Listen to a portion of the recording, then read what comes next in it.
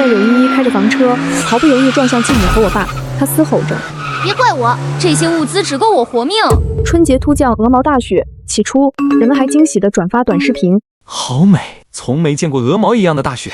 然而暴雪再没有停下，城市被速冻，断水断电。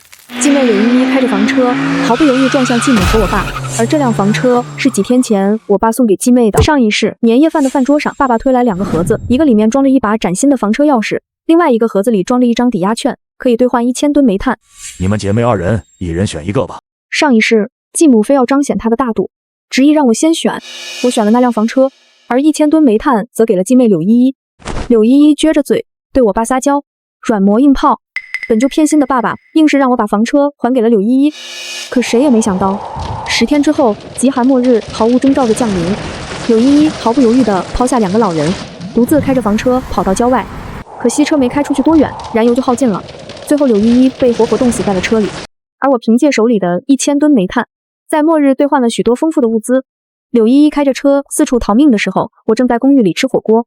可我没想到，柳依依临死之前竟然凭借最后一点网络信号，把我有物资的事情挂在了暗网上。最后我被人扒出家庭住址，坏人破门而入，我被凌辱致死，物资也被抢劫一空。再睁眼，我回到了年夜饭开始前。我猛地惊醒，却发现周围的环境是久违的温暖，也没有那些面容狰狞的男人。此刻我正躺在温暖的沙发上，一旁的柳依依一直在逗猫。电视里传来春晚的歌舞声，空气里弥漫着香喷喷的饭味。继母看我醒了，招呼我和柳依依去吃饭。我偷偷看见爸爸藏在一旁的2个盒子，和上一世一样，爸爸今晚要给我们2个人一份特殊的新年礼物。菲菲，你发什么呆呀？过来坐。继母方玉兰的声音把我拉回现实，我冲她笑笑，转身坐到离她最远的位置。柳依依快步走过来，直接坐在了爸爸的身边。我一想到还有几天，末日就要来临，我根本吃不下，而一旁一直胃口好的柳依依，如今也心事重重。爸爸终于按捺不住，把2个盒子端到桌面上。菲菲依依，这里有2份新年礼物，你们各自选一份吧。爸爸拍了拍面前的2个盒子，一个是一辆崭新的房车，价值不菲，另一个呢是1000吨煤炭。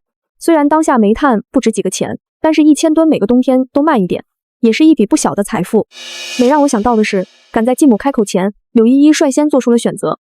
爸爸，我要煤炭，把房车给姐姐吧。隔着桌子，我都能感觉到方玉兰狠狠地踢了一脚柳依依。爸爸显然对柳依依的选择也有些惊讶，可他这一句话就让我立马明白了，他也重生了，否则以他的眼光，他绝不会选择这1000吨煤炭。柳依依靠在爸爸肩膀上，一副得了便宜还卖乖的样子。爸爸，我现在还小，要这个房车也没什么用处，就给姐姐吧。那煤炭回头我找人卖一卖，换点零花钱就好。一旁故作镇定的方玉兰终于忍不住，借着盛饭的名义把柳依依叫到厨房。隔着推拉门，我能看到柳依依被方玉兰一顿指责，可是柳依依不知道在方玉兰耳边说了什么。方玉兰立马变了脸色，再回来的时候2个人都面露喜色。菲菲呀，依依说的对，你平时出门多，这房车就给你吧。说着，他把房车钥匙直接推到我面前，我也不拒绝，直接收到了包里。谢谢爸爸。柳依依欢欢喜喜地收下了那张抵押券，趁着爸爸和方玉兰煮饺子的功夫，凑到我耳边说道：“这一世在末日里吃火锅的好日子轮到我了。”我故意装作一副听不懂的样子，愣愣地看着柳依依。柳依依笑得合不拢嘴，而我默默地打开手机，开始注册各大借贷平台。春晚上欢歌笑语的声音还在耳边萦绕，可我来不及看，在手机上飞快地联系二手房销售。很多人忙着过年，没有回复我的消息，只有一个我对他还算有点印象。他之前为了拉我这单生意，经常去给我买早餐，可惜那个时候价格没有达到我的预期，所以对他我也推辞了很多次。姐新年快乐，祝您平安吉祥。您想好了吗？平安里那套房子您准备卖了？卖你之前说的那个价格可以，我可以多给你10%的服务费，但是明天就得签合同，能做到吗？我看着手机上不停的显示对方正在输入中，过了好久，他只回复了一个字：好。大年初一，一大早，柳依依还在赖床，我裹了一件黑色羽绒服准备出门。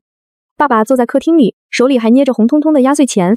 我看了一眼墙上的时钟，约莫了一下时间，转身跪下给我爸重重的磕了几个响头。爸爸新年快乐。我爸脸上的褶子都快能包饺子了，笑眯眯的从兜里掏出红包塞到我手里。乖宝起这么早。我和爸爸说了几句吉祥话，随便找了个出门看电影的借口，溜之大吉。末日马上来临，留给我的时间不多了。我赶到中介公司的时候，小王已经等在门口了，手里还提着一大堆礼品。我有些惊讶，但也来不及多问。他从包里翻出合同，和我仔细核对了一番，然后我快速的签字，抓起合同就准备走人。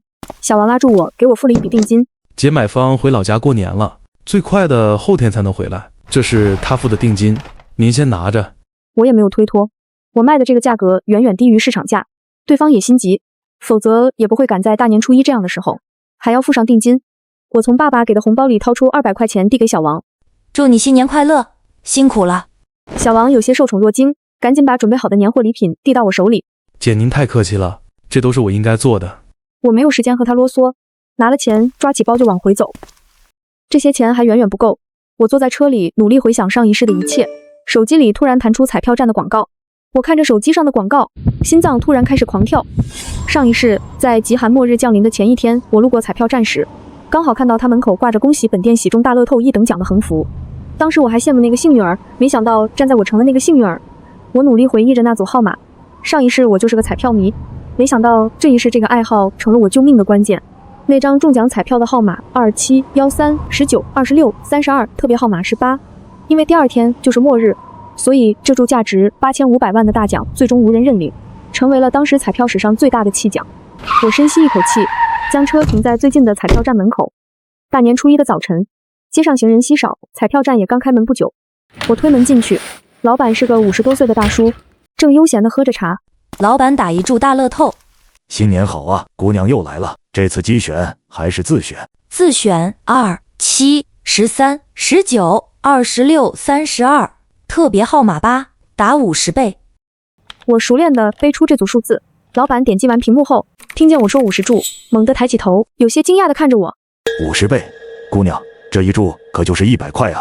我知道，就打50倍。我的声音异常坚定。如果我没记错，今晚就是开奖日，只要能中，税后我能拿到超过3亿的资金，这笔钱可以解决我改造房车的难题。老板叹了口气，摇摇头，想劝我几句，最终张了张嘴也没说话。按照我的要求打出了彩票，我小心翼翼地接过还有些微热的彩票，贴身放好后转身离开。接下来的几个小时，我马不停蹄地开始行动。我又暗地里托人联系了一家私人借贷公司，虽然利息高得吓人，但末日一来，社会秩序崩塌，这笔钱也成了黑债。我用房车作为抵押，借到了50万现金。拿到钱后，我直接去了本市最大的户外用品商店，店主正在和几个朋友打牌，看到我来，有些不耐烦。老板，我要采购一批货物，要最快的速度备齐。我一边说着，一边递给他一张我昨晚准备好的货物清单。老板听见我要的急，紧皱的眉头更深了，叼着烟十分不屑地接过清单，看清上面的数量后，老板眼睛逐渐睁大。姑娘，你这是要……老板欲言又止，用奇怪的眼神上下打量着我。我要开一家户外探险俱乐部，这都是些必需品罢了。现在的人玩花样可多了。我随口编了个理由糊弄他。老板虽然还是有疑虑，但看到我手中的现金，还是立马换了副表情，点点头。这些东西有些需要调货，最快也要明天下午。可以，但必须在明天下午5点前备齐，剩下的货到付款。我付了10万定金后，老板痛快答应。离开户外用品店，我又去了加油站，购买了5000升柴油，并要求他们送到我租下的一个郊外的废弃地下室。柴油在末日将是硬通货，眼下不仅我的房车要用，极寒末日来了还能用于取暖。做完这些，天色已经暗下来了。我快速的在脑海中盘算着还有哪些需要尽快完成的，又列了一张清单。我回到家中，刚打开门，就看到柳依依正眉飞色舞的和方玉兰说着什么。看到我回来，她立刻闭嘴，脸上得意的表情却怎么也掩饰不住。姐姐回来啦，电影好看吗？柳依依的声音有些阴阳怪气。还行。我淡淡回应，故意忽略她那张春风得意的脸，径直走向自己的房间。关上门，我立刻打开电脑，开始研究房车改装方案。普通的房车根本无法抵御末日严寒，必须进行全面升级。上一世我没有活到最后，但是我记得极寒末日后期爆发了很严重的丧尸病毒，最后我也是被丧尸咬死。所以房车的改造还要更加注重安全性能，这些改装需要专业团队，但是时间紧迫，现在又处于春节放假期间，我在网上搜索到的几个改装公司都拒绝了。最后一家高端房车改装公司，在我开出3倍工资后，对方勉强同意初2就开工。墙上的时钟慢悠悠地转到了晚上8点，我紧张地坐在电视机前等待开奖。爸爸和方玉兰在客厅看春晚重播，柳依依则躲在自己房间里，似乎也在谋划什么。我能听到他隐约的打电话声，好像是在联系煤炭运输的事情。本期大乐透中奖号码是……电视里主持人拖长声音，我的心也跟着提到了嗓子眼。27、13、19、26、32，特别号码8，中了！我强压住内心的激动，悄悄将彩票贴身收好。明天一早我就要去省彩票中心兑奖，但在此之前，我还有更重要的事情要做。夜深人静，我躺在床上却无法入睡。我在心中盘算着怎么才能躲过这场末日，还有就是爸爸怎么办？柳依依是绝对不会带上爸爸的。但是我要怎么解释自己提前准备的这一切呢？想着想着，我趴在枕头上沉沉的睡过去。第二天一早，我全副武装去彩票中心兑了奖，当场拒绝了捐款。顾不得工作人员看向我那种奇怪的眼神，带着卡里的钱开始疯狂改造。房车改装公司的人业务倒是非常熟练，但是在听到我的要求之后，还是纷纷傻了眼。玻璃换成最厚的防弹玻璃，要机关枪也打不透的那种。车身改造成银行保险库同款材质，即便是轰炸也不会留下痕迹。车身外侧加装了可控的高压电网，只要我打开开关，丧尸立马就会变成黑炭。最重要的轮胎，我改成了军用级的，还加装了防滑链条。车子内部，我加装了最先进的柴油供暖系统，功率大且不受外界温度影响，安装了3重水过滤系统。末日来临，全球的淡水资源变得更加匮乏，还有空气净化系统，要能够过滤病毒和一切有害物质。最重要的是监控系统，我让他们把房车的四周全部加了摄像头，并在车顶上加装了隐藏的无人机，用来监控远处的环境。看完我这些要求，老板的面色苍白，看向我的时候充满了疑惑。姑娘，你这是要改造成一辆装甲车吗？你要去园区救人啊？我没说话，往他面前的桌子上扔了好几捆现金。能不能做？能。看到桌子上越来越高的现金，改装店的老板飞快的点头。我出5倍的价格，给你们3天时间，能完成吗？听到我的要求，老板立马换了副脸。姑娘，你这……他面露难色，可是眼神却瞟向了面前的现金。人心不足蛇吞象，这末日还没到，人性就已经开始扭曲了。既然不能，那算了，我找其他家。看我要把现金都收走。老板立马慌了，眼疾手快的按住。能，姑娘，我们马上开始。我把房车交给他们后，从他们手里租了一辆小型货车，用来转移物资。可是当我带着一卡车的卫生用品去到我在郊外租下的地下室的时候，我才突然意识到，这里存放了这么多柴油，剩下的物资已经没有办法再存放了。可是这么多物资，我该怎么办呢？我下车查看周围的地形，想要再扩建几个地下仓库，可看了一圈发现，这个仓库已经处于山峰处了，没有办法再继续扩建了。在我蹲下系鞋带的时候，手指突然被树枝划破，瞬间渗出鲜红的血液。我刚把手指放进嘴里吸血，面前就突然弹出一个蓝色对话框：恭喜宿主绑定无线存储仓库系统，请问宿主是否愿意达成契约？我尝试用手点开对话框里的契约内容：仓库系统契约，宿主自愿与仓库系统绑定，绑定期间，宿主拥有仓库系统全部使用权限。末日结束后，作为回报，系统将收取3000万现金作为报酬，请问宿主是否愿意？才3000万就可以拥有一个无限装货的仓库。我想起了银行卡上那密密麻麻一长串的数字，忍不住笑出了声，立马点击确定。一瞬间，我整个人被吸到了一个巨大的空间里，里面空空荡荡，只有几个货架摆在那里。可是我怎么把东西搬进来呢？宿主，你可以通过下达口令，系统会自动调整。这么先进，我快速回到地下仓库，嘴里念叨着，所有柴油全部移入仓库。话音刚落，我的眼前闪过一道白光，再睁眼，上一秒还满满当当的仓库瞬间空了。我惊讶地张大了嘴巴，看着眼前不可思议的一幕，既惊讶又兴奋。有了这个存储系统，我终于可以放肆地买了。为了验证系统刚才提到的操作方法，我立刻尝试着下达另外一个指令，取出10升柴油。眼前又是一道白光闪过，一个蓝色油桶凭空出现在我脚边，桶身上还贴着柴油10升的标签。我轻轻打开了一点口，里面飘出来一股浓重的柴油气味，虽然有些刺鼻，可是却让我无比心安。看着眼前的景象，狂喜瞬间涌上我的心头。有了这个仓库系统，我才彻底踏实下来。接下来面对末日，我有了十足的把握。我跳上小货车，油门踩到底，冲向市区最大的仓储式超市。末日降临后，干净的食物和水才是最硬的通货。推着巨大的购物车，我开始了疯狂的采购。压缩饼干、罐头、自热米饭、蛋白粉，所有高热量又耐储存的食物，我直接全部买下，成箱地往购物车里搬。路过调味品货架，我也没有放过，盐、糖、酱油、醋，各种香料全都一应俱全。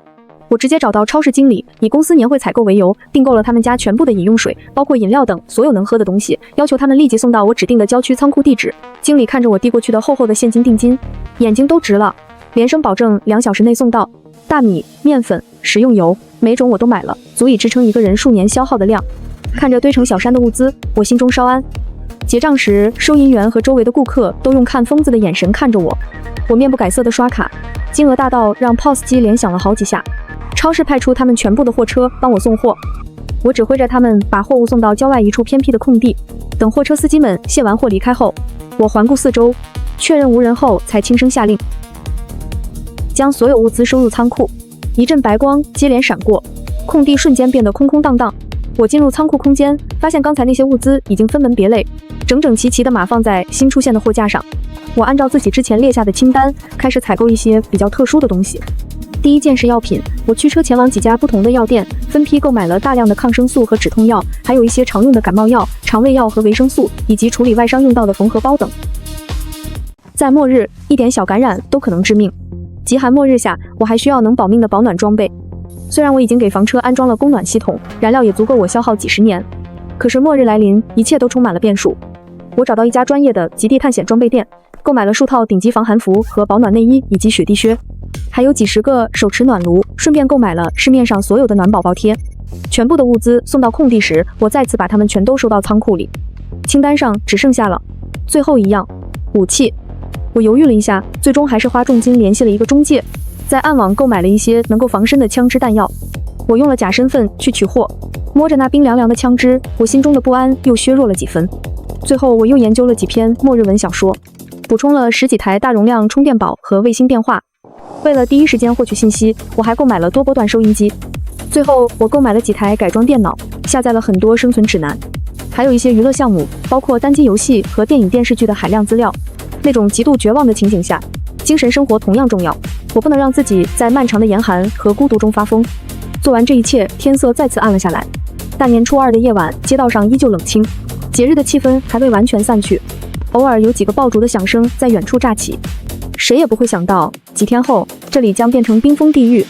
我回到家中的时候，已经精疲力尽，眼睛里布满了红血丝。客厅里，爸爸正在看新闻，方玉兰一个人在厨房忙碌，柳依依不见踪影。菲菲，这2天怎么总往外跑？都快见不到你人影了。爸爸看着我脸上的疲惫，还有眼睛的红血丝，有些心疼。哦，朋友约着出去玩，顺便看看有没有合适的实习机会。我随口编了个理由糊弄爸爸，心里却涌起一阵酸楚。爸爸，我该怎么和你解释眼前的一切？怎么才能让你相信柳依依母子的野心？方玉兰端着一盘水果出来，递给我，我推回去。方玉兰脸上有些挂不住，赶紧扯开话题。菲菲啊，你那房车打算怎么处理？停在楼下怪占地方的。依依的煤炭可是已经联系好买家了，过完年就能拉走。我心中警铃大作，可是却尽力控制自己的表情，不让她看出破绽。柳依依动作真快，看来她应该也知道时间不多，急着将煤炭变现，然后购买物资。我也有打算了，可能和朋友一起自驾游吧。我含糊其辞的回答，让方玉兰有些不满，脸上表情都僵住了。借着玩累了的借口，我回到房间，立马锁上门，掏出手机给房车改装公司的老板发消息：王老板，进度如何？柳小姐，您这要求太高了，时间又紧，我们通宵干也……我再加100万，后天中午之前必须完工，而且要保证质量。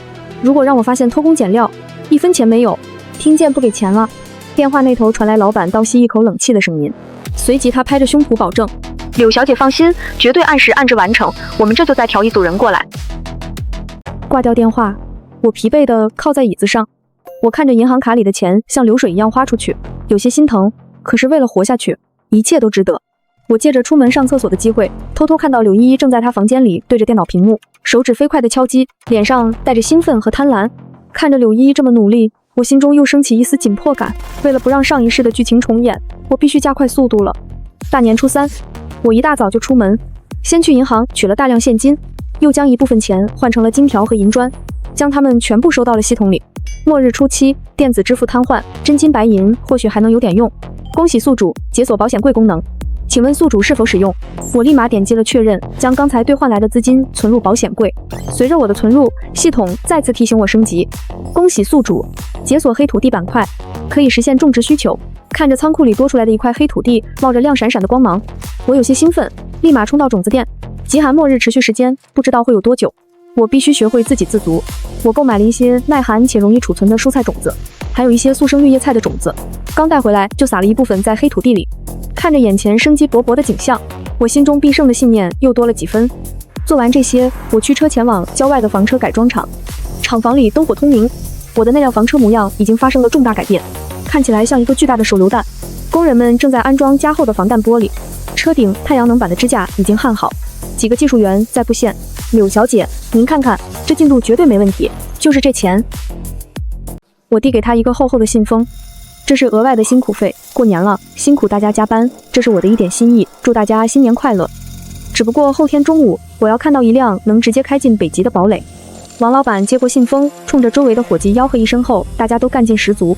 随后转过身对我眉开眼笑地说道：“您就瞧好吧，今天下午就给您做好。”利用这点空闲时间，我离开改装厂，又回到了最初的地下仓库。我从系统里取出了一点点物资，摆放在仓库里。这是我留给柳依依的障眼法，毕竟我兴师动众地准备了那么多物资，不可能没有人察觉。所以为了防止上一世的悲剧重现，我必须给柳依依准备一个完美的攻击目标。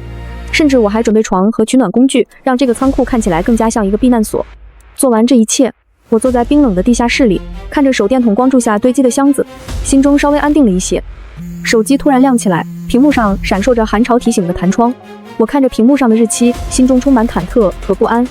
离末日只剩1天了。我刚把地下仓库的大门掩护好，房车改装厂的老板给我发消息，已经改装好了。果然有钱能使鬼推磨。我以最快的速度去取了房车，简单的学习了一下房车的使用方法和新增加的一些功能，痛快的付了尾款，老板的脸都要笑烂了，好几次鞠躬，非要请我吃饭，我推脱了好几次才离开。开着改装过的房车，为了不引人注意，我故意走了偏远的道路，去了地下仓库那里。刚停好车，耳边再次传来系统的提示音：恭喜宿主解锁实地绑定功能，系统检测到宿主附近有合适的绑定物，请问是否绑定？实地绑定。这说明我可以利用实际的东西掩人耳目进入系统了。我查看了可用的实物，发现那辆房车竟然也在里面。我点击绑定房车，一道白光在我的房车周围闪过，然后立马恢复原样。我尝试解锁车门，发现车内毫无变化，只不过在驾驶座旁多了一个小按钮。我尝试着轻轻按动，空间瞬间发生变化，我整个人又进入到了仓库里。太神奇了，这简直就是在末日里的一个移动堡垒。反复尝试了几次之后，我准备收拾东西回家时，经过了一家户外用品店，我看到橱窗里展示着精致的钓鱼装备和狩猎工具，我又购买了几套冰钓装备，没准在末日还可以享受一场盛大的末日钓鱼活动。大年初4清晨，我被一阵急促的敲门声惊醒，打开门，映入眼帘的是柳依依的小脸，她脸色有些苍白，眼神里带着一丝不易察觉的慌乱。姐，你看到新闻了吗？听见她这么说，我心里一紧，强撑着让自己看不出任何表情，用一种被人打扰睡觉十分不悦的语气问道：什么新闻？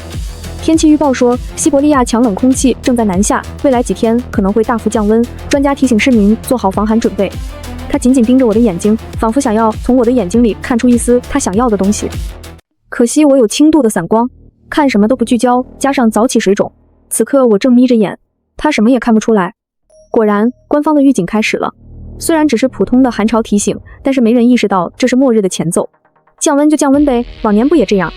我故意打了个哈欠，看见他那种精明算计的眼神，我更加烦躁，语气也更加不和善。你这么早吵我干嘛？柳依依没有得到她想要的结果，有些不高兴，撇撇嘴。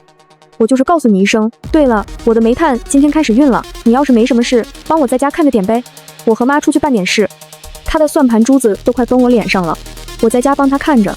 她带着她妈跑出去躲避末日，她想得真美呀。我约了朋友，没空。我直接拒绝，重重地关上了门。靠在门上，我听到柳依依低声咒骂了一句，然后快步离开了。看见柳依依这个状态，我知道不能再等了，末日马上来临。我迅速起身，换上方便活动的衣服，将重要物品和一部分现金装进背包。我走到客厅，爸爸正在泡茶。我盯着他看了一会，想起了上一世他偏心柳依依的样子。上一世柳依依和他撒娇，软磨硬泡了一会，他就让我把到手的房车和柳依依换了过来。可是事后他又补偿了我一部分钱，说是过年了给我个红包。我看着眼前这个头发有些花白的老头，想起了妈妈还在世的日子，那个时候他也曾全心全意对我。想到这里，我叹了口气，算了，爸，跟我出去一趟。我快速靠近爸爸，在他耳边小声嘀咕，语气有些冰冷。爸爸察觉到我的不对，愣了一下，有些严肃地问道：“怎么了，菲菲？这么着急？”没时间解释了，爸，相信我，跟我走，去拿上你现在所有的现金和值钱的东西，还有厚衣服，快！爸爸虽然疑惑，但看见我如此着急，还对方玉兰一脸防备，还是起身照做。看见爸爸提着一个小背包要跟我出去，方玉兰从厨房探出头，脸上闪过一丝精明：“你们父女俩这是要去哪？大过年的。”方姨，我带我爸去我妈墓地看看，过年了我有点想他，中午不回来吃了。我边说边拉着爸爸往外走。哎，你这孩子，大过年的！方玉兰在后面喊，但我已经拉着爸爸出了门，把他的声音隔绝在门后。菲菲，你和爸爸说实话，到底出什么事了？连你方阿姨也不能说。爸爸坐在副驾驶，一脸担忧。我深吸一口气，一边发动车子驶向郊区的仓库，一边尽量用平静的语气和爸爸解释：“爸，你相信我吗？”“当然信，你是我女儿。”“好，那我告诉你，接下来可能会发生非常可怕的事情，不是普通的降温，而是末日级别的灾难，会持续很久很久。”我看着他瞬间瞪大的眼睛，一脸的不可置信。我知道这听起来像天方夜谭，但是我现在没时间和你详细解释，我会带你去一个相对安全的地方，相信我，爸爸，我是为了救你。爸爸的嘴唇微微颤抖，他看着我严肃到极点的表情，又看了看车窗外依旧平静但莫名透着压抑的天空，沉默了足足1分钟。你方阿姨和依依，他们有自己的选择。爸爸不管你相不相信，柳依依她很早就已经知道了这场末日，她今天出门也是要准备躲避末日，可是她没有告诉你，只告诉了方玉兰。你还不明白吗？爸爸痛苦地闭上了眼睛，似乎是联想到最近柳依依的反常，终于狠下心来，缓缓点了点头。爸，听你的。我心中一块大石落地，至少我把爸爸带出来了。我们将车开到郊区仓库，这里经过我简单的改造，看起来倒是也像一个临时避难所。看到仓库里我故意留出来的一小部分物资，爸爸更加确信了我不是在开玩笑。他什么也没多问，默默帮我一起整理。菲菲，这些东西够用吗？我们要不要再去买一些？爸爸也认识一个朋友，他专门做这个生意。爸，你放心，我已经做好了万全的准备，你看到的这些只是表面。爸爸看见我异常坚定的表情，默默松了口气。好，菲菲，爸爸相信你，需要我做什么吗？爸爸一边说着，一边从身后的背包里掏出从家里带来的钱。我看着他从背包里掏出一块又一块的金条和现金，惊讶地张大了嘴巴。爸，你这是？这些本来就是给你准备的嫁妆，你妈妈不在了，我想对你好，可是我怕对你太好了，你方姨她针对你，所以爸爸把给你的钱都换成了金条。爸爸话说了一半，我扑到爸爸怀里，心中无比庆幸，今天早上那一刻的心软。这些年，爸爸确实对柳依依更加照顾，可是我没想到他竟然为了我也做足了万全的准备。爸，谢谢你。我的眼泪滴在爸爸的手上，爸爸赶紧心疼地给我擦了擦眼泪。菲菲不哭，爸爸是老了不是傻了，是人是鬼我能看清。你方姨他们娘俩是自私，却也罪不至死。我给他们留了几块金条，只要他还能念着我，金条的位置我会告诉他的。我默默点头。方姨和柳依依母女俩虽然心怀鬼胎，可是也确实陪了爸爸很多年。柳依依也改了爸爸的姓，爸爸这样做我倒也能理解。来不及悲伤，我拉着爸爸开始整理仓库里的物资。爸爸还是很担心，但是眼下还不是告诉他真相的时候。菲菲，这些东西恐怕还不够我们2个人生存，而且这个位置有点扎眼，我们要不要换个地方？爸，我还有后手，你放心吧，这里只是个诱饵。话音刚落，我在仓库周围安装的警报系统就开始报警了。我赶紧掏出手机查看画面，果然柳依依带着方玉兰找过来了。这次她显然也是做足了准备，她身后跟着好几个身形健壮、面露凶相的男人。爸，你看，他们俩果然来了。爸爸看着柳依依一改往日减弱的做派，脸上满是精明算计，甚至还有些凶狠，满脸失落。爸爸，不要想那么多了，我们还有很多事情要做。柳依依和方玉兰并没有靠近仓库，在离仓库10几米处停下了。监控里，他正对着我这个地下仓库的入口指指点点，最后和几个壮汉达成协议，满意的带着方玉兰离开了。看着监控里柳依依和方玉兰离开，爸爸脸色煞白，身体微微颤抖。菲菲，他们想干什么？爸爸，柳依依她很早就知道了这场末日的到来，可是她选择了隐瞒，而且看目前的情况，她应该是想抢占这里。爸爸恍然大悟，看向我的表情多了几分心疼。所以你才说这里不是最终的地方，你早就料到他们会来抢了。我沉默的点点头，爸爸心疼的拍了拍我的肩膀。菲菲，你长大了，委屈你了。来不及悲伤，我拉着爸爸往外走。爸爸，带上东西跟我走。去哪？去真正安全的地方。爸爸，你相信我。爸爸嘴上在问，手上的动作却没停。收拾好东西，爸爸又把仓库里的床铺打乱了一点，显得更加有人气。菲菲，这些东西，爸，我自有办法。爸爸已经完全相信我，背着大包小包的东西跟着我上了我临时租来的越野车。我带着爸爸往后山开去，我把改造好的房车停放在了极其隐蔽的地方。车上，爸爸终于忍不住问我：菲菲，你是怎么知道这些事情的？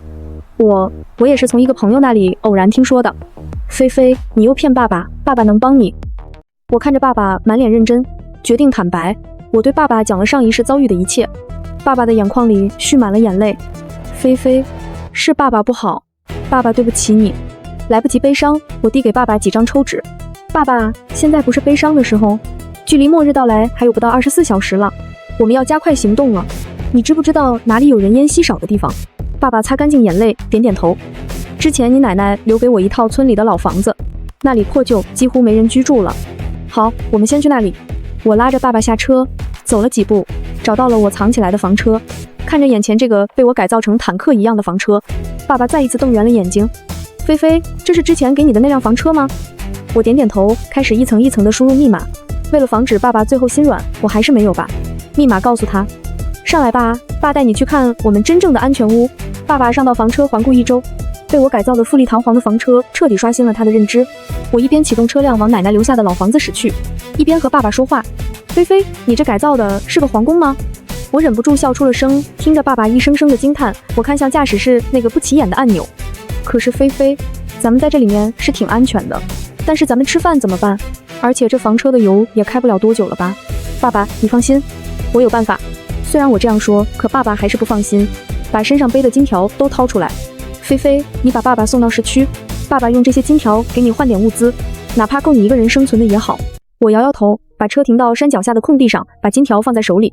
爸，你心脏还好吗？爸爸有些疑惑的点点头。当然，我最近也一直有锻炼身体。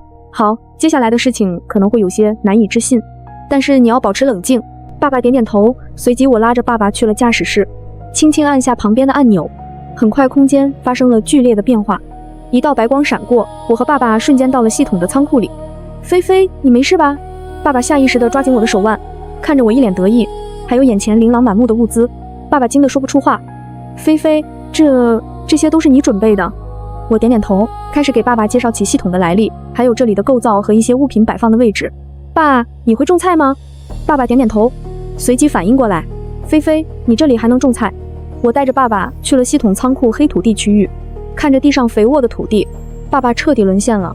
爸爸蹲下身，用手指捻起一小撮黑色的土壤，那泥土在他指尖散发出湿润肥沃的气息。他的嘴唇微微张大，哆哆嗦嗦的，好一会儿才发出声音。这是真的黑土。菲菲，你从哪里弄来的？这是系统附赠的。我蹲在爸爸身边，小声地和爸爸解释这里的一切。这片土地可以种植，不受外界季节和气候影响。我们有种子，可以在这里自给自足。爸爸站起来，环视着这片足有半个足球场大的黑土地，又看向周围整齐码放的货架，上面堆满了各种物资，一切都井井有条，一切都让他倒吸一口凉气。这些够我们活多少年啊？爸爸声音有些颤抖，是对末日的恐惧，也是对自己劫后余生的庆幸。爸爸，我不知道末日会持续多久，这里已经是我能做到的极限了，所以我们只能一步看一步。爸爸点点头，把所有的身家都交给我，让我自己处置，然后自己在仓库里开始巡视。最终他还是看到了我藏在角落里的武器库。菲菲，你连这个都准备了？他的声音沉重。爸，末日里人心比丧尸更可怕。上一世我就是因为物资暴露被人……我没说完，但爸爸已经明白了。他转身紧紧抱住我，心疼地拍着我的头，就像我小时候睡不着的时候一样。对不起，菲菲，是爸爸没保护好你。他的声音哽咽。我摇摇头，都过去了，现在我们有重来的机会。这一世我们会活下去，而且要活得更好。我们在仓库空间里待了2个小时，爸爸逐渐熟悉了这里的布局。他惊喜地发现，这里不仅有生活物资，还有娱乐设施，有图书，有棋牌，甚至还有家庭影院。硬盘里存满了电影和电视剧。我的菲菲长大了，想得真周到。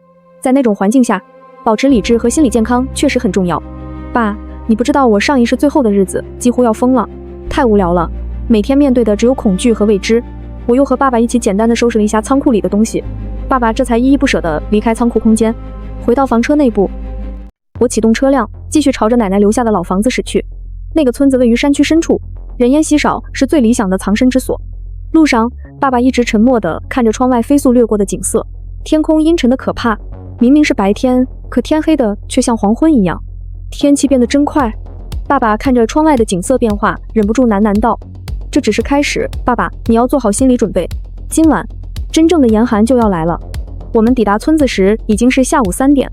这个村子曾经有几十户人家，如今只剩下几栋破旧的房子，大多数都已经倒塌了，被杂草覆盖。奶奶的老屋位于村子最深处，背靠一座小山，院子里视野开阔，可以观察到进村的唯一道路。我把房车停在老屋后的空地上，用周围的枯枝和杂草做了简易伪装。从远处看，这里就像一堆废弃的建筑材料。我们真的要住在这里吗？爸爸看着摇摇欲坠的老屋，有些担忧。爸爸，我们有房车，这里只是个不错的伪装。如果有人来，他们肯定会先检查这里，留给我们足够的反应时间。我带着爸爸穿戴好厚厚的防寒服，爸爸又拿了一把匕首才敢下车。我俩仔细检查了周围环境，确认没有危险后，我们回到房车内。我启动了车内的监控系统，10几个屏幕同时亮起，显示着房车周围360度的实时画面。菲菲，你这比保安公司还专业！爸爸惊讶地喊道。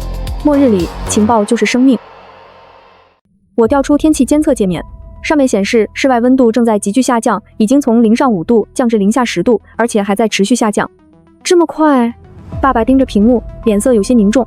我打开新闻频道，几乎所有的电视台都在报道这场突如其来的寒潮。气象专家也纷纷出来表示着，这是100年一遇的极端天气事件。政府也已经发布红色预警，呼吁市民储备物资，减少外出。可他们远远低估了这场灾难的严重性。菲菲，我们要不要提醒一下？爸爸小心翼翼地看着我，欲言又止。我知道他在想什么。虽然方玉兰和柳依依自私自利，对我们父女俩也是毫无怜悯之心，但爸爸心里还是有一丝不忍。爸，我给过他们机会了。柳依依早就知道会发生什么，但她选择隐瞒，选择独占资源，甚至可能已经计划好要抢占我们的物资。我留给仓库的那些东西，如果他们不贪心，足够他们撑过最初的阶段。爸爸叹了口气，点点头。你说的对，人各有命，我们能做的已经做了。夜幕降临，温度骤降至0下25度，狂风开始呼啸。我调整了房车的供暖系统，整个房车里暖洋洋的，甚至爸爸脱了外套，只穿了一件单薄的毛衣。菲菲，你看这里。爸爸指着监控屏幕的一角对我说道。我凑过去，在画面上看到，在村口方向有车灯的微光在风雪中闪烁，而且不止一辆车。有人来了！我立刻警惕起来，快速调出那个方向的监控画面，并且放大。3辆越野车艰难地在积雪中行驶，最终停在了村口的空地上。车门打开，下来7、8个人，虽然都裹着厚重的衣物，但是依然在寒风中瑟瑟发抖。菲菲看起来像是过来避难的，我们要不要躲一下？爸爸看着屏幕，有些担忧地问我。我轻轻摇摇头，仔细观察着这群人，他们似乎很熟悉地形，下车后径直朝着几栋看起来比较完好的房屋走去，动作麻利地开始清理积雪，并且快速用坚固的东西堵住了房门。他们看起来不像普通难民，普通人在这种天气下，第一反应是寻找最近的庇护所，但他们目标明确，而且有组织。我一边说着，一边指了指屏幕上的一个瘦高个男人，他正在指挥其他几个人有序地进行布防。爸爸顺着我的手指看去，一个身形高大的男人正用手势指挥着其他人分散行动。他们2个人一组，开始搜索村子里的每一栋建筑。他们在找什么？可能是在找合适的避难所，也可能是在找我们这样的人。我顿了顿，把后半句话咽回去。上一世我见了太多这种因为物资烧杀抢掠的画面了。我将无人机的监控画面调到最大倍数，试图看清这些人的面孔，但因为风雪和距离，只能看到模糊的轮廓。但是唯一能看清的就是他们的动作全都训练有素，并不像是临时凑在一起的逃难者。爸，你看那辆车的后备箱。我指着其中一辆越野车对爸爸说道。后备箱打开，有人从里面拖出几个大箱子，看起来颇为沉重。另外2个人迅速上前帮忙，将箱子抬进了他们刚刚改造好的石屋。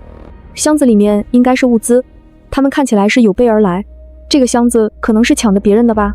爸爸忍不住回头看了一眼我们的房车，有些不放心。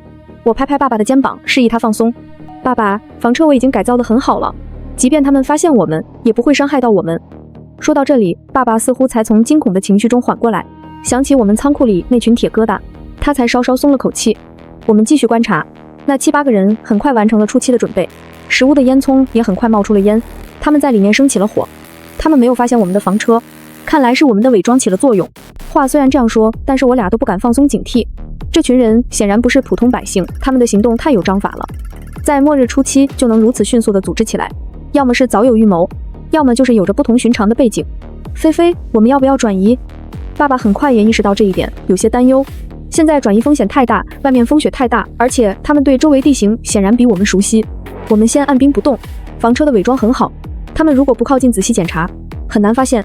而且我们有仓库系统，实在不行，我们可以随时躲进去。爸爸认同地点点头，但眼神里的担忧并未减少。时间1分1秒过去，温度已经降到了-30度，可房车内的供暖系统稳定运行着，我们甚至还能喝上一杯热茶。我们俩都没有心情享受，一心紧盯着监控屏幕。过了好一会儿，食物那边似乎有了动静，几个人影从食物里走出来，开始围绕着村子外围布置着什么。他们在布置警戒线。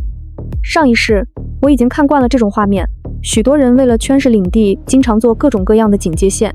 爸爸也看出了古怪，担忧地问道：怎么办？他们会不会发现我们？只要我们不主动暴露，他们应该发现不了。话虽如此，但我还是调出了所有监控的角度，密切注意着那些人的动向。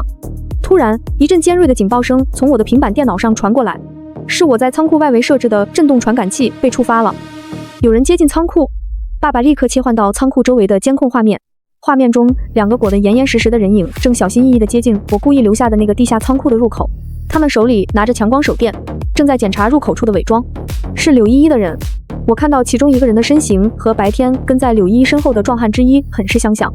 爸爸的脸色变得十分难看，眼神也变得很厉。他们果然还是去了那里。菲菲，那仓库他们能进去吗？不会发现什么吧？我摇摇头。爸，你放心，做戏做全套。那仓库的入口有密码锁，我设置的是动态密码，他们一时半会进不去，太轻易进去的话就不真实了。监控画面中，那2个人在仓库入口处折腾了10几分钟，试图破解密码锁，但最终失败了。其中一个人拿出对讲机说了些什么，然后2人迅速撤离，消失在风雪中。他放弃了？爸爸有些搞不懂。不会的，柳依依知道末日来临，她肯定也准备了物资。她现在过来不一定是想要物资，很可能是想确定我的位置。她肯定会想尽一切办法打开那个门，确定我在不在里面。果然，不到半个小时，监控画面显示又有2辆车开到了仓库附近。这次下来的人更多，足有10几个，而且带着专业的破拆工具。我和爸爸都沉默地看着屏幕。那个仓库里只有少量的物资，还有我故意留下的生活痕迹。这些痕迹足以让柳依依相信，那里就是我的藏身之处。这样应该可以短暂地迷惑她。菲菲，你想得很全面。之前是爸爸太心慈手软了，对不起，爸爸。你这样做也是人之常情，我现在能理解你。现在不是说这个的时候，仓库那边就留给他，让他们自己处理吧。拖延一点时间也是好的。柳依依的1000吨煤炭还没有出手呢。正如我所料，柳依依的人开始暴力破拆仓库门，他们用了非常多工具，一点一点的撬动，终于在大约1个小时后，仓库门被强行打开，一群人蜂拥而入。我调出了安装在仓库内部的隐藏摄像头拍摄的画面。柳依依和方玉兰在人群前面，他们穿着臃肿的防寒服，脸上却带着贪婪和兴奋。但当他们看到仓库里只有零散的一些物资时，表情瞬间凝固了。就这些，柳依依的声音尖利而愤怒，通过摄像头的麦克风传到我们耳朵里。爸爸虽然已经做好了心理准备，但我看他现在的表情显然是还没有完全准备好。他听见平时声音软绵绵的柳依依竟然变得如此牙尖嘴利，还是有些不敢相信。柳菲菲那个把东西藏哪儿了？方玉兰也在四处翻找，把箱子一个个打开，但里面大多是一些普通的食物和日用品，远远达不到他想象中的数量。依依，会不会是你猜错了？也许他根本就没准备多少东西。方玉兰泄了气，坐在一旁的凳子上，累得气喘吁吁，有些失望地说道：不可能，他绝对知道末日要来，他肯定把好东西都藏起来了。给我搜，仔细搜，肯定有密室或者暗格。他带来的人开始仔细检查仓库的每一个角落，敲打墙壁，检查地板，一个墙缝也不肯放过。可惜他们注定要失望了，这个仓库根本就没有暗格，所有的东西都在明面上。折腾了将近2个小时，一群人一无所获，垂头丧气地聚在一起。几个男人对柳依依更是没有一开始那种好态度了。死丫头，你害得老子白忙活一场，就这么点东西，够几个人吃几天的。其中一个壮汉吐了口吐沫，对着柳依依抱怨道。柳依依脸色铁青，死死盯着仓库里的东西，眼里满是不甘心，咬牙切齿地说道：“柳菲菲，你跑不掉，我一定会找到你，一定会。依依，现在怎么办？东西不多，咱们这么多人。”听见方玉兰这样说，柳依依这才想起来自己还有带来的人，心虚地环视了一圈跟着她来的几个彪形大汉，眼神闪烁，这些都是她花钱雇来的，而且肯定是承诺了很多报酬，但现在没有拿到他们想要的，恐怕不会善罢甘休。先把这些东西搬上车，这里不能久留，风雪太大，我们先回市区从长计议。死丫头，你骗我们来就是为了这点东西，你耍老子玩呢？几个彪形大汉把柳依依和方玉兰围在中间，柳依依此刻才知道害怕，赶紧承诺自己会用其他物资给他们补上。一群人这才不情不愿地开始搬运仓库里为数不多的物资，动作虽然麻利，但是明显带着不满。我看着屏幕，心中冷笑，上一世他为了不让我好过，临死之前也要拉上我，这一次这种感觉就让他一个人独享吧。他们走了，爸爸看着监控画面上的人影慢慢消失，这才松了口气。我关掉屏幕上的监控画面，继续调整到房车周围的画面。爸爸，他们只是暂时离开，柳依依绝对知道我重生的事情，从一开始他就在试探我，所以他一定还会找我。爸爸叹了口气，显然是被柳依依这种反差吓到了，来不及多想，我看向村口石屋的方向，面色凝重地对爸爸说道：“我们现在还有另一群邻居要应付。”爸爸也看向那个方向的监控画面，石屋那边，那伙人似乎已经安顿下来，烟囱持续冒着烟，门口有人轮流站岗，警戒线已经布置完成。他们看起来纪律严明，不像柳依带来的那帮乌合之众。爸爸开始分析起他们整个团队，所以才更危险。根据我上一世的经验，这种有组织的团体在末日里要么是强大的盟友，要么是致命的敌人。可从他们一来就控制整个村子的行为来看，他们显然没打算和别人分享这里。虽然知道我的房车没有人能侵入，可是面对这样一群未知的人，我还是有些不放心。夜深了，风雪越来越大，室外温度已经降到了-40度。我给爸爸泡了一壶热茶，看着画面中石屋方向慢慢没有了动静，这才安稳下来。新闻里开始出现各种紧急通告，政府呼吁市民保持冷静，待在家中等待救援。和上一世一样，都是先安抚情绪。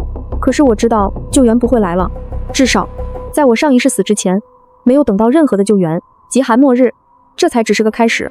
如果和上一世一样的话，过几日就要出现丧尸病毒了。到那个时候，社会秩序才是真正的崩塌。第二天清晨，风雪丝毫没有减弱的迹象。我透过流的观望窗户往外看去，整个世界一片白茫茫，能见度不到10米。菲菲，你看，爸爸指着监控屏幕突然喊我。我猛地一个机灵，石屋那边有了新动静，几个人穿着白色的防寒服，几乎与雪地融为一体，正在小心翼翼地朝着我们所在的这个方向移动。他们的行动非常谨慎，每走一段距离就会停下来观察四周。他们会不会已经发现我们了？不一定，他们像是在进行常规的周边巡逻，扩大控制范围，但按照这个方向，迟早会走到我们这里。虽然房车的伪装做得很好，从远处看就像一堆被积雪覆盖的废弃建材，但如果是近距离仔细检查，我们逃不过他们的追查。虽然我不怕他们强攻，但是这样的末日下，不能太过张扬，变成众矢之的就完蛋了。我们要不要先躲进仓库？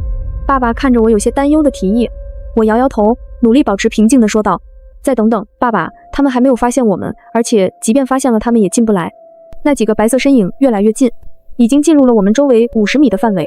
他们显然受过专业训练，行动时几乎不发出声音，在厚厚的积雪中移动也能保持着良好的队形。我屏住呼吸，手已经放在了房车防御系统的启动按钮上。如果被发现，我会第一时间启动高压电网和烟雾弹，然后驾车强行突围。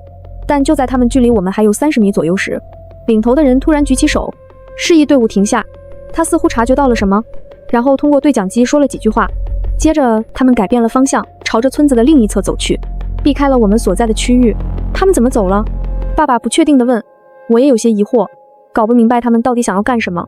我调出他们离开的那个方向的监控，发现村子另一侧有几栋相对完整的房屋，其中一栋的烟囱在冒着微弱的烟，那里竟然有人。爸爸惊讶地说道。石屋的那队人显然发现了他们，所以才改变了巡逻方向。只见那对白色身影迅速包围了那栋房屋，动作干净利落。一个人上前敲门，但屋内没有任何反应。等待了几分钟后，领头的人做了个手势，2个人上前用破门工具强行打开了门。接着里面传来了短暂的打斗声和几声惨叫，然后立马变得和之前一样平静。大约10分钟后，石屋的人从房屋里拖出了2具尸体，随意地扔在雪地里。然后他们开始搬运战利品，几个背包、一些食物，还有2把猎枪。整个过程快速而且残忍，甚至都没有谈判和警告，不商量，至今灭口。爸爸的脸色变得煞白，我也感到一阵寒意从脊背升起。这群人不是什么善类，他们是掠夺者，是末日里最危险的那种人。他们就这样杀了人。爸爸的声音有些颤抖，眼睛紧紧地盯着监控画面。爸，这就是末日。慢慢的丧尸病毒出现，我们要更加小心了。爸爸沉默了，显然他需要时间来消化刚才看到的一切。我默默地在一旁调整着。突然画面中开始有些不对劲，刚才还聚在一起分物资的几个人，突然有人变得行动诡异起来。看背影，像极了上一世的丧尸。我看了看屏幕上的时间，和上一世的时间点差不多，我猜他们要出意外了。果然，没过几分钟，几个人就扭打在一起。我赶紧招呼爸爸过来看。看到屏幕上诡异的画面，爸爸更加害怕了。爸爸他们和我上一世看到的丧尸初期差不多，我猜他们其中有人感染了丧尸病毒，我们得尽快离开这里了。和爸爸简单的商量过后，决定趁他们内讧之时，我们俩快速开车离开。我去系统仓库准备了一把冲锋枪，交给爸爸后，他摸了几遍就大概知道怎么用了。我让爸爸在副驾驶负责防御，我则准备驾驶。行动之前，我派出无人机查看周围的情况。看到无人机传回来的画面中，他们还在打斗，有2个人已经彻底变异。我快速的召回无人机，启动房车。房车的引擎声迅速的吸引了他们的注意力。爸爸通过监控看到他们拿着猎枪飞快的朝我们跑过来。由于周围环境影响，我开着房车一开始行驶的十分缓慢。他们在离我们10几米的时候就开枪示警了，子弹打在厚厚的外壳上，发出清脆的声音。可是响声过后，房车的表面没有任何变化。我松了口气，还好这个房车改装的老板没有偷工减料，也没有骗我。看着眼前这一幕，我和爸爸都松了口气。我开车也没有那么紧张了，但刚才那伙人的脸色却不太好。爸爸通过高清的监控画面显示，他们恼羞成怒，不停地冲着我们的房车开枪，可是全都无济于事。我开着房车带着爸爸慢慢地驶离那片危险区，看着他们的身影慢慢变小，爸爸这才松了口气。菲菲，你这个房车改造的太成功了。我也跟着笑起来，只是开到半山腰，我又开始焦虑起来。爸爸，你说咱们去哪里好呢？去仓库那里吧。根据这2天的观察，那里除了柳依依他们俩故意找过去，暂时还没有人过去。越危险的地方越安全。爸爸怕我担心他还有私心，赶紧和我解释。爸，你不用解释，我明白你的意思。确实，比起这种未知的敌人，柳依依其实更好对付，而且我对那里也更熟悉。我们父女俩心照不宣，其实我们都明白，各自心里都暗藏着报复心理，想要利用这个移动堡垒报复那对自私自利的母女。车子行驶在路上，遇到了好几拨人，有拖家带口跑到荒野找物资的，也有已经被丧尸病毒感染变异的。我们把车开到了仓库附近，但是我们没有直接停在仓库里，而是选择了比仓库更高一点的山坡上。这里被暴雪掩盖，而且地形复杂，不会有人注意到。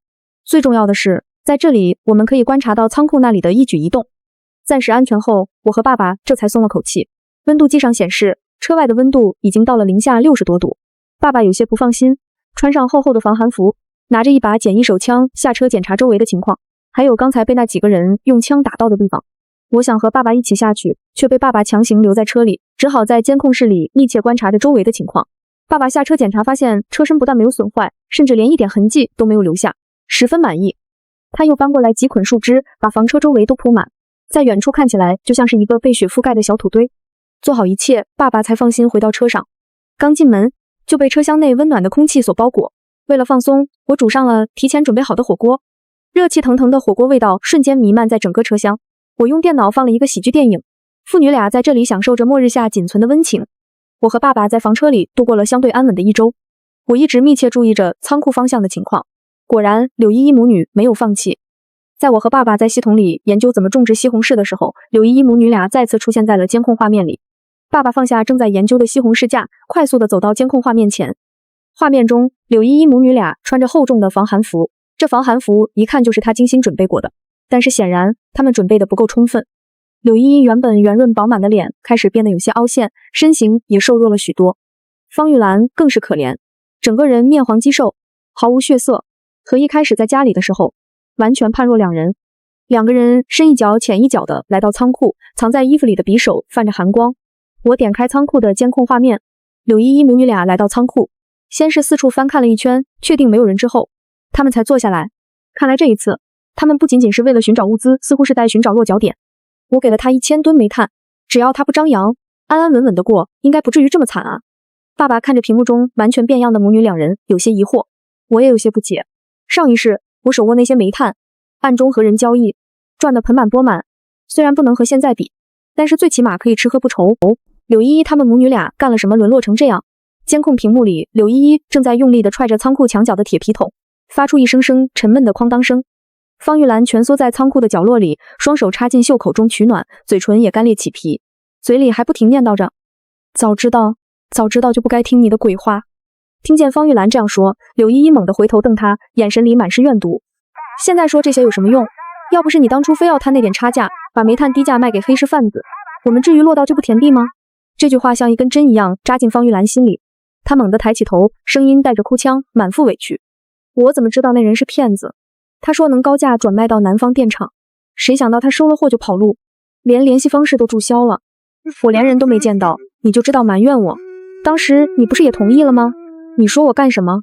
我和爸爸对视一眼，听见他们这样说，终于明白了事情的原委。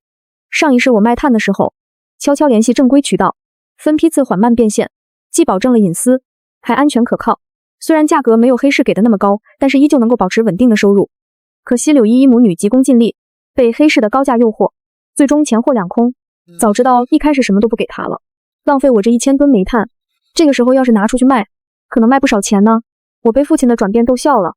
前几天他还在纠结要不要救方玉兰母女，现在又开始心疼起自己那1000吨煤炭了。爸，这个时候了，你还想这些？人嘛，得吃一堑长一智，我又不是个死心眼恋爱脑。放心吧，菲菲，爸爸不会给你拖后腿的。我看着爸爸突然认真的保证，笑的声音更大了。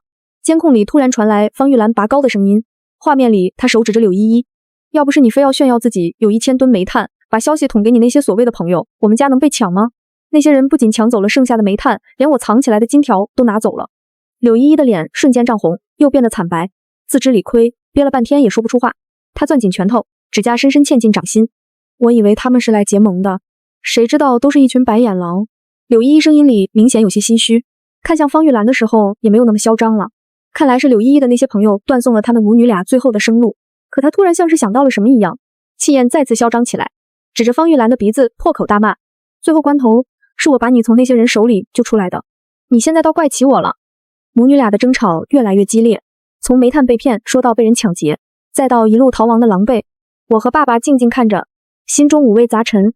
原来柳依依当初拿到煤炭抵押券后，并没有低调行事，反而在朋友圈隐晦炫耀，很快就被他那群酒肉朋友盯上。末日降临初期，黑市物资价格疯涨，煤炭作为硬通货更是供不应求。柳依依通过中间人联系上一个自称能垄断南方能源渠道的贩子，对方承诺先付30%定金，剩余款项货到付款。方玉兰急于变现，催着柳依依赶紧交易，结果对方拉走煤炭后就彻底失联。更糟糕的是，柳依依的那些酒肉朋友得知她有这样紧俏的资产，全都趁着寒潮最严重的那几天找上门来。他们不像柳依依这样头脑简单，他们准备充足，手里有武器，不仅抢走了柳依依母女准备过冬的物资，还搜走了方玉兰偷偷藏起来的金条。柳依依带着方玉兰仓皇出逃，一路被追堵，只能往郊区跑，最终逃到了我留下的这个仓库。现在说这些都晚了，我们身上只剩这点干粮了，再找不到物资，迟早要冻死饿死在这里。听见物资，方玉兰突然眼睛一亮，抓住柳依依的胳膊。依依，你不是说柳菲菲知道末日要来，她肯定藏了大量物资吗？我们再找找，说不定她把东西藏在暗格里了。柳依依像是被点燃了希望，立刻站起身，开始疯狂地敲击仓库的墙壁，查看地板的每一块瓷砖。他们不知道，这个仓库从一开始就是我设下的诱饵，别说暗格，就连那些零散的物资都是我故意留下的。原本我是想用这个来迷惑柳依依，让她放弃对我的跟踪，可是没想到，她竟然头脑简单到如此地步。人在做天在看，他们母女俩自有天收了。我没有接话，注意力突然被监控画面的一角吸引。仓库不远处的树林里，有几个黑影正在缓慢移动，他们的动作僵硬，四肢扭曲，像是丧尸。爸，快看！我指着屏幕上的异样，声音有些急促。那些丧尸显然是被仓库里的声音吸引过来的，他们蹒跚着朝着仓库的方向移动。柳依依母女还在专注地寻找暗格，完全没有察觉到危险的临近。我们要提醒他们吗？任由他们自生自灭倒是可以，但是我有点看不了这样血腥的画面。爸爸有些于心不忍，我却摇了摇头，已经来不及了。现在提醒已经晚了，而且我们不能暴露自己的位置。话音刚落，仓库的门突然被撞开，几个丧尸嘶吼着冲了进去。柳依依和方玉兰吓得尖叫起来，慌乱中抓起身边的木棍和铁皮桶反抗，但他们本就没吃饱，而且穿了厚重的防寒服，根本不是丧尸的对手。方玉兰的胳膊很快被一个丧尸抓伤，鲜血瞬间染红了她的衣袖。妈！柳依依尖叫着扑过去，用木棍狠狠地砸向丧尸的头部，可丧尸没有痛觉，依然不管不顾地疯狂扑咬。柳依依只能拉着受伤的方玉兰，朝着仓库的后门跑去。后门之前被我用铁丝固定住，柳依依费了九牛二虎之力才拉开一条缝隙，母女俩跌跌撞撞地跑了出去，丧尸在后面紧追不舍。他们往山上跑了。爸爸指着监控画面中的母女二人，有些紧张。我看着柳依依母女朝着我们房车所在的山坡跑来，紧紧皱起眉头。照这样下去，他们会把丧尸引到我们这里。爸，准备启动防御系统。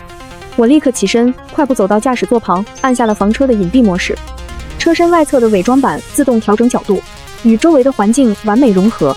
从外面看，完全就是一堆被积雪覆盖的枯枝败叶。同时，我启动了高压电网的预热程序，车顶的无人机也悄然升空，密切监控着柳依依母女和丧尸的动向。柳依依显然也发现了我们所在的山坡，她眼睛一亮，像是看到了救命稻草，拉着方玉兰朝着房车的方向狂奔。那边有掩护，我们去那边。方玉兰已经有些体力不支，伤口的疼痛让她几乎晕厥，只能被柳依依拖着往前走。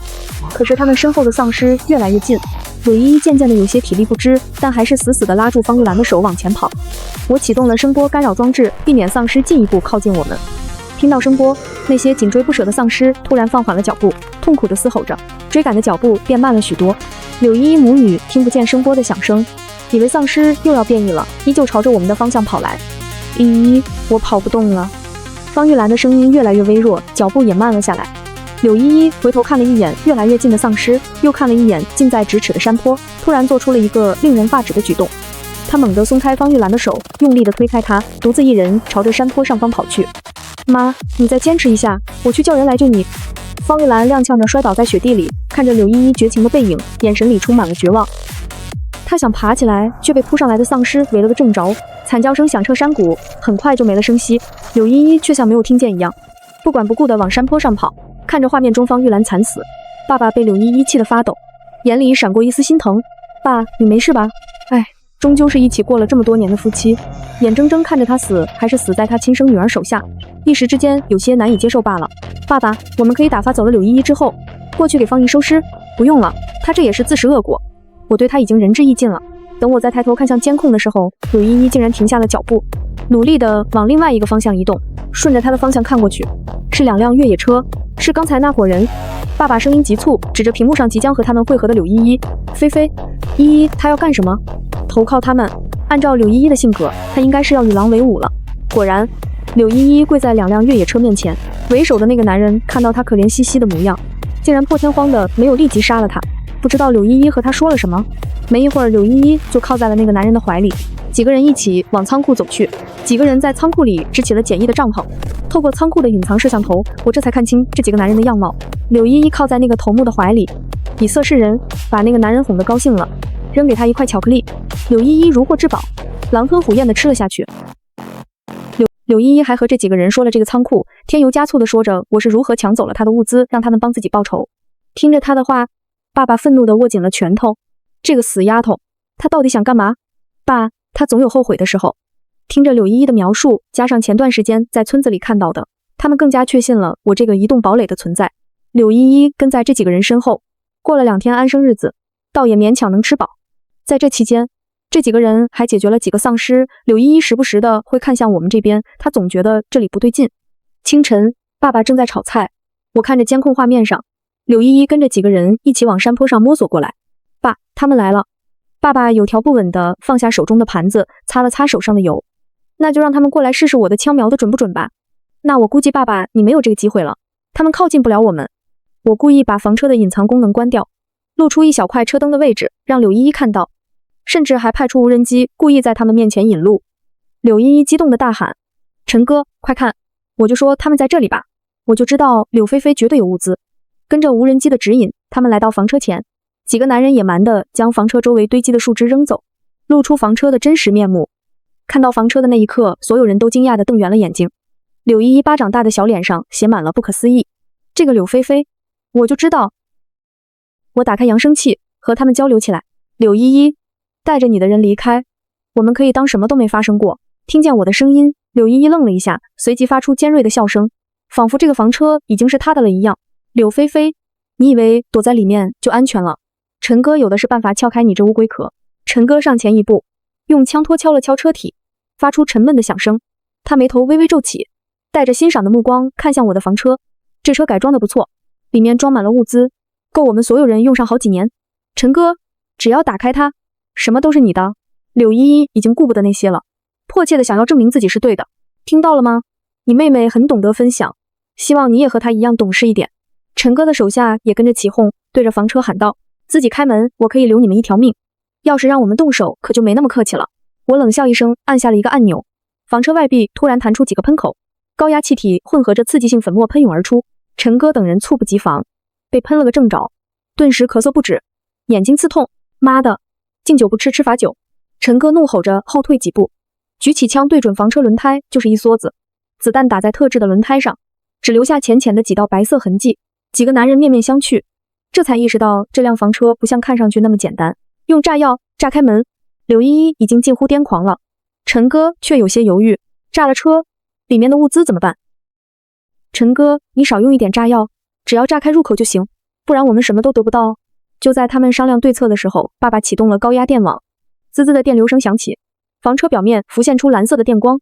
一个男人不小心碰到了车体，整个人瞬间被弹飞出去，倒在雪地里抽搐。这车有电！有人开始尖叫出声。陈哥脸色阴沉，示意手下后退。他从背包里掏出几个土制炸弹，那就炸，留一部分物资总比什么都没有强。就在这时，远处传来令人毛骨悚然的嘶吼声，大批丧尸正从山脚下涌来，显然是被刚才的枪声和动静吸引过来的。该死，怎么这么多？一个男人惊慌失措。陈哥当机立断，收起炸药，先对付丧尸。车跑不了，几个人转身迎战丧尸。柳依依却站在原地，死死盯着房车，她的眼神疯狂而绝望。突然从怀里掏出一把匕首，冲向房车。柳菲菲，都是你害的，你抢了我的东西，你去死吧！他不顾高压电网的危险，竟然想用匕首撬开车门。就在匕首接触车体的瞬间，高压电流将他整个人击飞。柳依依惨叫着摔在雪地里，身体不停抽搐，匕首脱手飞出。丧尸群越来越近，陈哥一行人一边打一边往后退，已经顾不上柳依依了。我看着雪地里的柳依依，心中毫无波澜。上一世他害死我，这一世他害死自己的母亲，如今自食其果，都是报应。爸，走吧，我们离开这里。房车引擎轰鸣，特制轮胎在积雪中稳稳抓地，缓缓启动。